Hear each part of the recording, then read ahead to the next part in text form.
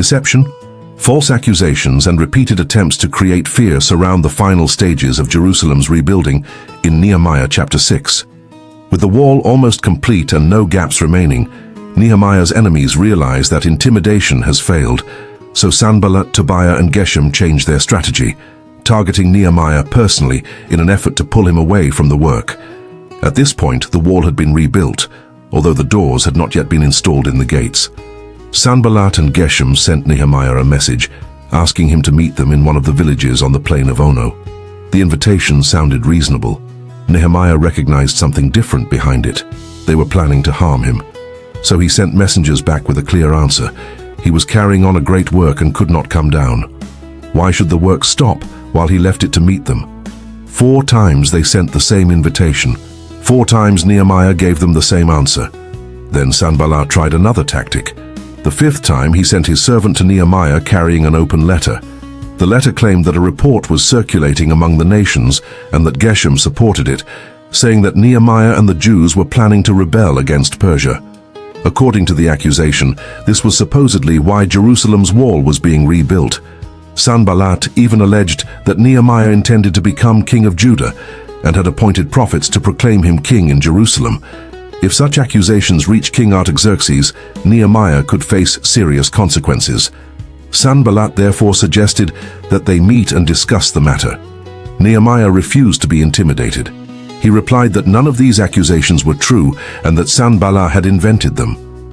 Nehemiah understood their purpose. His enemies wanted the builders to become frightened so that their hands would weaken and the work would remain unfinished. Instead of allowing fear to control him, Nehemiah prayed, "Now strengthen my hands." Another attempt followed, this time from someone inside Jerusalem. Nehemiah went to the house of Shemaiah, son of Delaiah, the son of Mehetabel, who was confined to his home. Shemaiah warned Nehemiah that men were coming during the night to kill him. He suggested that they meet inside the temple and close its doors for protection. But Nehemiah recognized the trap. Why should a man in his position run away? And as someone who was not a priest, he was not entitled to enter the inner part of the temple in the way Shemaiah proposed. Nehemiah realized that God had not sent Shemaiah.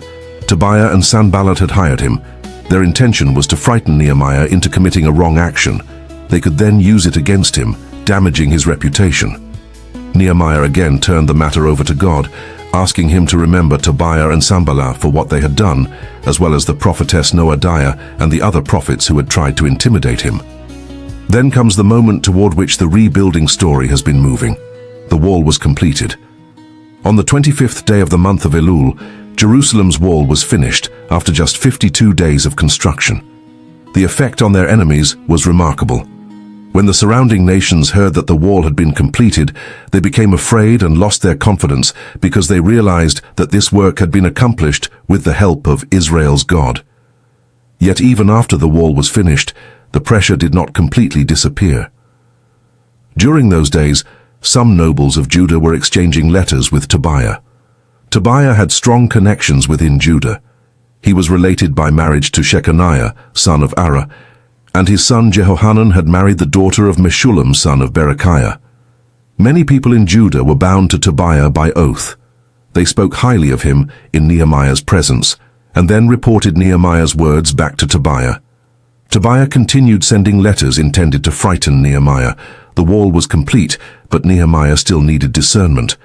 That gives Nehemiah chapter 6 a lesson different from the previous chapters.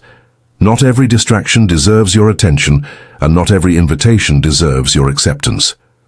Nehemiah's enemies could not stop the work through ridicule or threats, so they tried meetings, rumors, false accusations, and manipulation. Nehemiah stayed focused. His repeated answer, "I am carrying on a great work and cannot come down," captures the heart of the chapter. There are moments when perseverance means knowing what deserves our attention and what does not. Some distractions may appear urgent without being important. Staying committed to the right work sometimes requires the courage to say no. After 52 days, Jerusalem's wall is standing again. But completing the structure does not complete Nehemiah's responsibility. In Nehemiah chapter 7, the gates are put in place, guards are appointed, Hanani and Hananiah receive responsibility for Jerusalem, and Nehemiah turns his attention toward organizing and identifying the people who will live within the restored city.